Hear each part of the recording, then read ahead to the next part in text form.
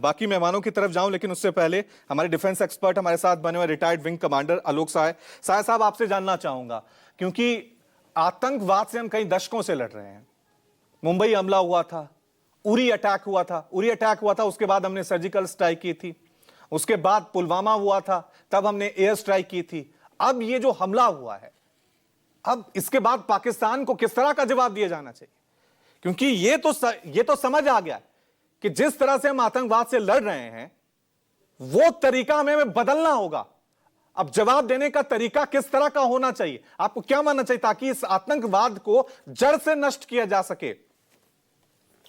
रवि जी, ये बात मैं भी बताऊंगा। एक छोटी सी बात बताना चाहता हूँ, सारे पैनलिस्ट को सुनने के बाद जो मेरे जहन में आया मैं उसको शेयर करना चाहता हूँ। मैं फौजी हूं, इसलिए एक फौजी के सेंटिमेंट्स को भी आप समझें। ये जो बात कही जाती है ना कि सुरक्षा में चूक कैसे हो गई और ये हो गया और कैसे वहां सेना देर से पहुंची, ये देखिए, ये सब राजनीति की बातें हैं। क्यों राजनीति की बातें हैं? मैं इसको उदाहरण देता हूं।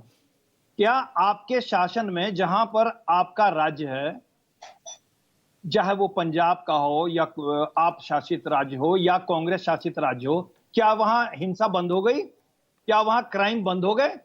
हिंसा और क्राइम और अपराध ये होगा तो आप यही प्रश्न लगाएंगे कि भाई सरकार क्या कर रही है वहां। तो मैं यही बैठ के पूछता रहूं कि कांग्रेसी सरकार उस राज्य में क्या कर रही है, क्यों हिंसा हो रही है? पंजाब सरकार वहां क्या कर रही है? ये राजनीति छोड़िए, ये देश की बात है।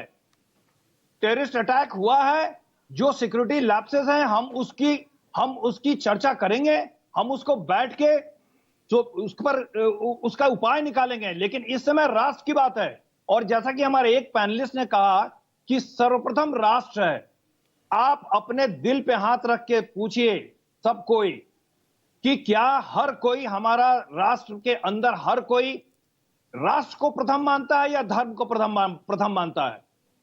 और जो राष्ट्र को प्रथम नहीं मानता है, क्या आप उसका बॉयकॉट करने के लिए तैयार हैं?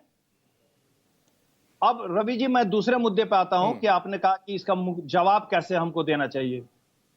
एक और छोटी सी बात, ये जो वहां पर श्रीनगर में और कश्मीर में जो हत्या के खिलाफ में जो काफी प्रदर्शन हो रहा है, लोग समर्थन में उतर आए हैं, भारत जो हमारे सेंटिमेंट्स के समर्थन में उतर आए हैं, उसके लिए मैं थोड़ा कहना चाहूंगा कि हमें थोड़ा अभी भी कॉशन लेने की जरूरत है।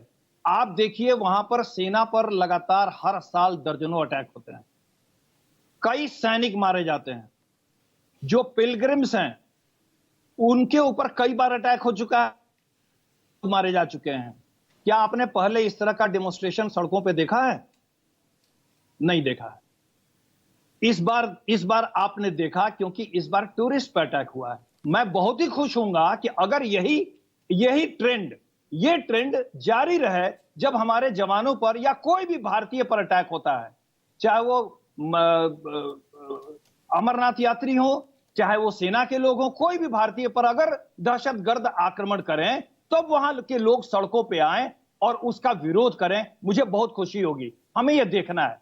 मैं इसका कह रहा हूं कि ऐसा नहीं होगा, नहीं कह रहा हूं, मुझे यह देखना है। लेकिन साय साहब, मेरा सवाल वही है, चाहे इस देश का आम टूरिस्ट हो, चाहे इस देश का सैनिक हो, ये जो अटैक हो रहे हैं, ये जो आतंक की वारदात हो रही है, इसको हमें जड़ से नष्ट करना है।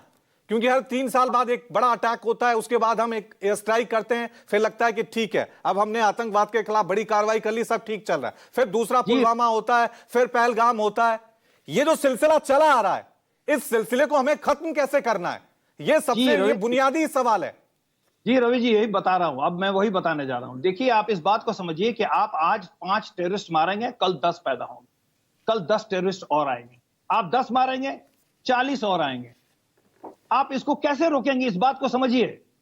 ये जो ब्रीडिंग ग्राउंड्स है, ब्रीडिंग ग्राउंड्स को आपको बंद करना पड़ेगा, उस पर आघात करना पड़ेगा। और इसके जो प्लेयर्स हैं, जो इनको सपोर्ट देते हैं, इंफ्रास्ट्रक्चर से, टेक्नोलॉजी से, मोरली, लॉजिस्टिकली जो सपोर्ट करते हैं, उस पर अटैक करना पड़ेगा। वो पाकिस्तान है, वो सबको पता है, पाकिस्तान आर्मी है, पाकिस्तान देश है। क्या हमें उस पर अटैक करना चाहिए? क्या वक्त आ गया है कोई बड़ा फैसला लेना चाहिए? किस स्ट्रेटेजी के साथ हमें आगे बढ़ना है? सवाल तो यही है ना। रवि जी, पेंटागन के एक फॉर्मर अधिकारी हैं, माइकल रूबिन, उन्होंने इस आक्रमण के तुरंत बाद अपना एक वक्तव्य दिया है कि अब इस समय है कि इसके पीछे के जो प्लेयर्स हैं आईएसआई के हेडक्वार्टर्स को अटैक करना चाहिए। आप जब तक इसके मास्टरमाइंड पर अटैक नहीं करेंगे, जब तक पाकिस्तान की सेना पर अटैक नहीं होगा, उनको घाव नहीं लगेगा, तब तक वो समर्थन करते रहेंगे। जब उनके अंदर यह होगा कि अगर आतंकवादियों का हम समर्थन करके भेजेंगे, आतंकवादी गतिविधि होगी तो हमारे 10 सैनिक मारे जाएंगे, अगर हमारे आतंकवादी 50 यात्रियों को मारेंगे तो हमारे हिंदुस्तानी फौज जो है वो हमारे 100 को मार देगी फौजियों को। तब ये डेटरेंस का काम करेगा। तो डेटरेंस हमारा हम तभी कर सकते हैं जब हम पाकिस्तानी फौज और आईएसआई को इसका माकूल जवाब दें। और दूसरी बात, लड़ाई एक और स्तर पर लड़नी पड़ेगी।